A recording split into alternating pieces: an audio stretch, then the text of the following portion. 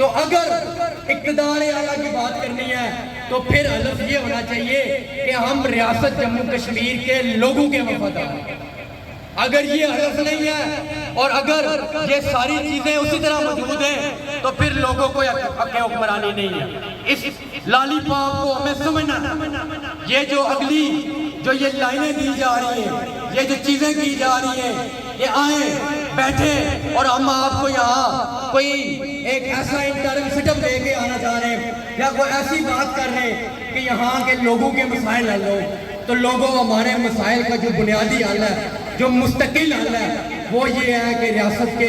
لوگوں کی جو آزادی ہے وہ اس کے ساتھ مشروط ہے۔ اور وہ ریاست کی جو لوگوں کی آزادی ہے وہ اس نام نہاد اسمبلی کے اندر نہیں ہے۔ جموں کشمیر لبریشن فرنٹ کا پہلے دن سے یہ موقف ہے کہ اگر حق حکمرانی کی بنیاد پر کوئی حکومت کی تشکیل ہوگی تو اس کے اندر گلگت بلتستان بھی شامل ہوگا۔ گلگت بلتستان اور اس نام نہاد آزاد کشمیر کو ملا کر ایک بام انقلابی حکومت کا قیام جو ہے وہ جموں کشمیر لبریشن فرنٹ کے آئین کا حصہ ہے اور اس منشور کا حصہ ہے۔ یہ جو حق حکمرانی، یہ جو لالی پاپ میں بار بار یہ کہہ رہا ہوں، لوگوں اس تحریک کے نتیجے میں بہت سارے لوگ آج جو ہے وہ اس تحریک کی آڑ میں اپنے الو سیدھے کرنا چاہ رہے ہیں۔ آپ نے اس تحریک پر پہرا دینا ہے، اس تحریک کے مقاصد پر پہرا دینا ہے۔ اور جموں کشمیر لبریشن فرنٹ ہمیشہ اس نے یہ بات کی کہ جب بھی یہاں لوگوں کے بامی مفادات کے حوالے سے، لوگوں کے اجتماعی مقاصد کے حصول کے لیے جو تحریک چلے گی، لبریشن فرنٹ اس کے اندر صف اول کا کردار ادا کرے گی۔ اور ہم نے صف اول کا کردار ادا کیا۔ اور جب بھی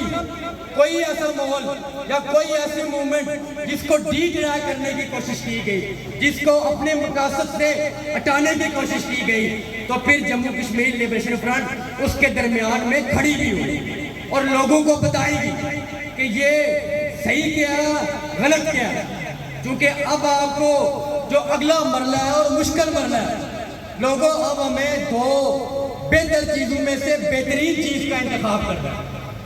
حق حکمرانی کی بات بہت اچھی ہے، 24 اکتوبر 1947 کا جو اعلامیہ ہے وہ بہت اچھا ہے، بہترین ہے۔ ہم یہ قطعاً نہیں کہہ رہے کہ وہ اعلامیہ کس نے جاری کیا، ہم یہ کہہ رہے ہیں کہ اس اعلامیے کے اندر ہے کیا، اس کی بنیاد پر حق حکمرانی کی کوئی بات ہے تو اس کے اندر گلگت بلتستان بھی شامل ہے، اس کے اندر بھارتی مقبوضہ کشمیر بھی شامل ہے، اس کے اندر لداخ بھی شامل ہے۔ لیکن اگر اس کو کوئی کاٹ کے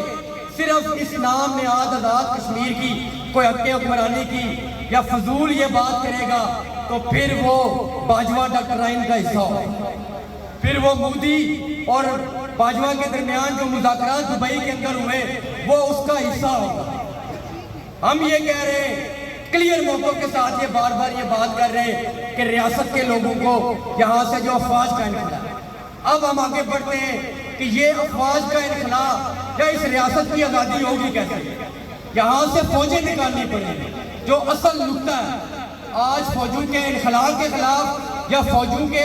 انخلا کی بات کرنا کوئی جرم نہیں ہے۔ ہم یہ جو بات کر رہے ہیں، یہاں سے بار بار بات کی گئی کہ ہم کسی ریاست پاکستان کے خلاف نہیں ہیں، ہم ریاست کے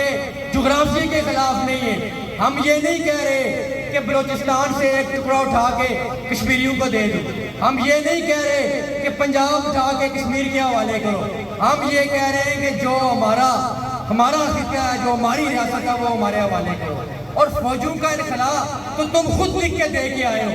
ہم تو یہ کہہ رہے ہیں کہ صرف تم فوجیں نہ نکالو، ہندوستان بھی ساری فوجیں نکالے۔ اور پاکستان کے عوام کو ہم بھی یہ کہتے ہیں، پاکستان کی عام محنت کش اور مزدور اور مظلوم عوام کو بھی ہم یہ کہتے ہیں کہ جموں کشمیر لبریشن فرنٹ اور جموں کشمیر کے لوگ جس آزادی کی بات کر رہے ہیں، جس نئے مستقبل کی بات کر رہے ہیں، اس کے اندر آپ کی بقا بھی شامل ہے، اس کے اندر آپ کا مستقبل بھی شامل ہے۔ یہ جو فوجیں یہاں لڑتی ہیں، یہ سامراج کی ایک بہت بڑی لڑائی ہے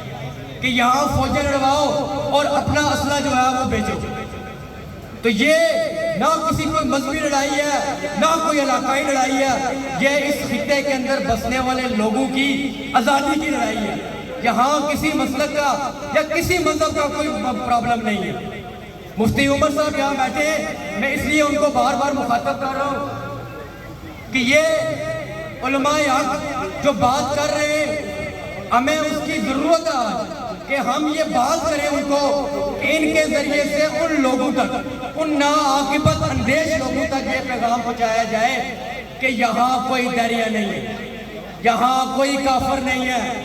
یہاں مظلوم لوگ ہیں، یہاں وہ قافلہ ہے کہ جو حضرت عمر کے نقش قدم پر چلنے والا ہے، یہ اس عمر کو ماننے والا ہے کہ جب وہ اس بڑھیا کے پاس گئے تھے تو اس بڑھیا نے کہا تھا کہ میرے گھر میں کھانا نہیں ہے، میرے گھر میں اناج نہیں ہے، میں مرنے والی ہوں، میں رسول اللہ سے جا کے عمر کی شکایت کروں گی۔ تو اس عمر کی وہ آپ اس تاریخ کو اٹھا کے دیکھیں تو حضرت عمر کانپ گئے تھے اور اپنی اس پیٹھ کے اوپر وہ بوری اناج کی لے کے گئے تھے اور پھر اس بڑھیا کے ساتھ منت سماج کی تھی کہ خدا کا واسطہ ہے تمہیں کہ میری رسول اللہ کے سامنے جا کے شکایت نہ لگانا۔ تو وہ جب اس بڑھیا کے پاس گئے تو حضرت عمر نے اس بڑھیا سے نہیں پوچھا تھا کہ تمہارا مذہب کیا ہے۔ وہ جو خاتون ہمارے پیغمبر کے اوپر کچرا پھینکتی تھی، میرے پیغمبر نے کبھی نہیں پوچھا کہ تمہارا مسلک کیا ہے، تمہارا مذہب کیا ہے، لیکن جب وہ بیمار ہوئی تو اس کی قسم پرسی کرنے کے لیے گئے۔ یہ اخلاقیات، ہم ان اخلاقیات کے ماننے والے ہیں، ہم کسی ایسی اخلاقیات کو نہیں مانتے کہ یہاں لوگوں پر فتوے لگا کے ان کی جو ہے وہ زندگیوں کو جو ہے وہ مشکل میں ڈالا جائے۔